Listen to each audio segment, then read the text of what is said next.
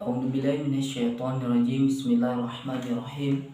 Assalamualaikum warahmatullahi wabarakatuh. Di sini saya akan menjelaskan terkait dengan PTK. Apa sih PTK itu? Penelitian tindakan kelas. Penelitian tindakan kelas adalah sebuah penelitian praktis yang dimana maksudnya untuk memperbaiki suatu keadaan yang ada di kelas. Penelitian ini tidak dilakukan secara singkat, tetapi butuh waktu yang sangat panjang untuk memberikan hasil yang memang bisa dikatakan sempurna. Nah, sejarah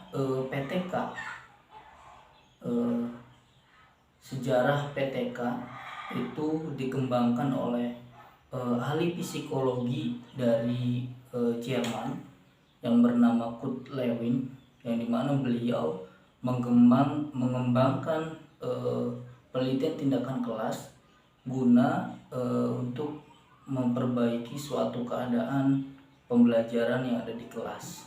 Nah, pada waktu itu memang kondisinya sangat memprihatinkan terkait dengan pembelajaran di kelas. Nah, makanya Kurt Lewin mengembangkan suatu penelitian tindakan kelas ini guna memperbaiki proses pembelajaran yang ada di kelas. Dari mulai mengajarnya guru, dari mulai siswanya. Jadi tingkatan proses pembelajaran siswa ini seperti apa gitu? Ataukah buruk, memperbaiki, atau lebih baik begitu.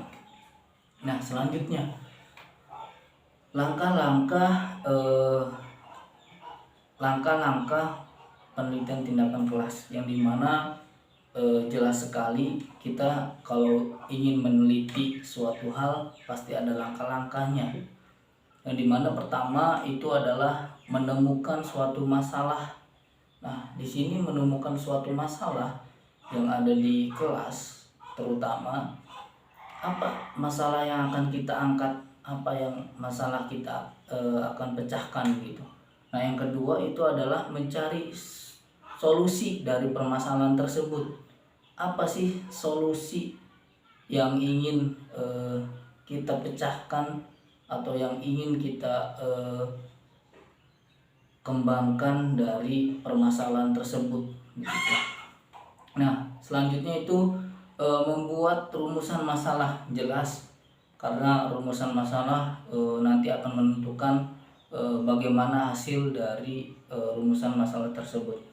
Nah, membuat tujuan PTK. Tujuan untuk penelitian itu apa? Misalkan anak peserta didik ini jiwa pemikirannya itu kurang. Nah, tujuan untuk diteliti itu apa? Atau untuk memperbaiki, atau memang untuk memberikan suatu pembelajaran pada peserta didik ini supaya memang mereka itu lebih berpikir maju begitu. Nah, selanjutnya itu adalah membuat susunan perspektif, dan yang selanjutnya itu menyusun rangkaian tindakan. Nah, menyusun rangkaian tindakan ini apa yang kita harus susun, apa yang harus kita tindakan, dalam artian kita langkah-langkah untuk menuju suatu permasalahan atau memperbaiki suatu masalah itu apa gitu tindakannya. Nah, yang selanjutnya itu menetapkan cara kita untuk menyelesaikan suatu rumusan masalah itu apa begitu. Kita harus tentukan terlebih dahulu. Dan selanjutnya itu membuat analisis data. Setelah semua data kita kumpulkan, semua data yang kita peroleh itu kita analisis data supaya kita mempunyai kesimpulan dari hasil penelitian kita itu. Nah, selanjutnya siklus dari pembelajaran tindakan kelas, yang dimana siklus pembelajaran tindakan kelas ini ada 4 siklus, yang dimana tahap eh, perencanaan, tahap pelaksanaan, tahap pengamatan, dan tahap refleksi.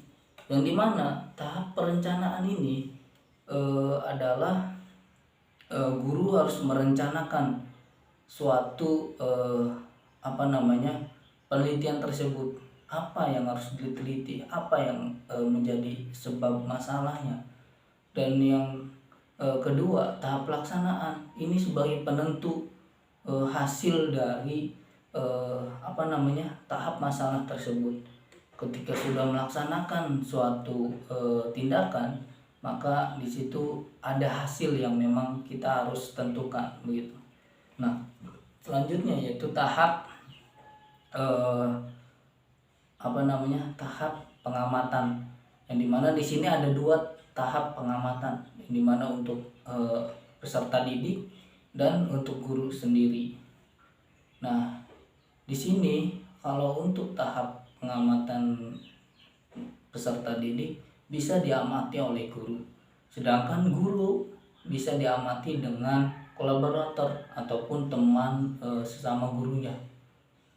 Dan yang terakhir itu adalah tahap refleksi, yang dimana tahap refleksi itu bisa dikatakan tahap diskusi antara guru dengan kolaborator atau teman sesama gurunya, yang dimana di sini diskusi terkait dengan hasil yang diperoleh, apakah memang sesuai, apakah memang tidak sesuai.